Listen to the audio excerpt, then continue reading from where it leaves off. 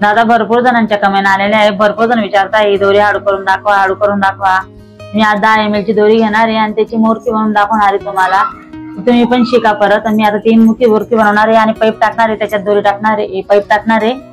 Pipe टाकून दोरी कशी असते, मूर्ती कशी असते ते शिकवणार आहे। तुम्ही बारीक लक्ष देऊन बघा आणि तुम्हीही शिका। हे बघा, हा आपंदा घ्यायचा, एक माप, हे दुसरा माप घ्यायचं परत रिटर्न। हा माप घेतल्यानंतर हे दोघी पंधे आजूबाजूला सोडून द्यायचे, त्याच्यात हा दोघी भाग वरती घ्यायचे। हा घेतल्यानंतर हा पंधा आहे ना इथं टाकायचा, हा पंधा परत इथं टाकायचा। इथून टाकल्यानंतर हे दोघी ओढून घ्यायचे। हे बघा, आता याला पिळा आलेला आहे ना, हा पिळा आपण काढून दाखवायचा आहे।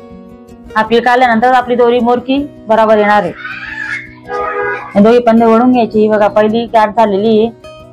खालून 3 दोऱ्या यायला पाहिजे, वरून 6 दोऱ्या यायला पाहिजे आणि हे माप दोघी बरोबर यायला पाहिजे। हे माप आल्यानंतर आता आपण खालची काट करणार आहे। पैपवाली दोरी ना, आता आपण पैप कसं टाकायचं ते बघा। ही वायर टाकायची, इथून वायर टाकल्यानंतर याच्यात ना पाईप टाकायचा। दोन्ही पंधे जोडून घ्यायचे, दोघी पंधे, त्याच्यात ना पाईप टाकल्यानंतर वायर काढून घ्यायची। आता हा पंधा इथे ठेवायचा, उरलेला भाग आहे ना इथे ठेवायचा। इथून हा दोघी भाग आपला बोट इथे राहू द्यायचा।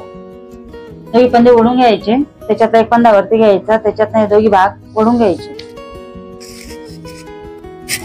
ओढल्यानंतर हा इथे थोडासा भाग उरलेला ना बघा, त्याच्यात हे दोघी भाग काढून घ्यायचे। हे काढल्यानंतर फिट करून घ्यायची दोरीला।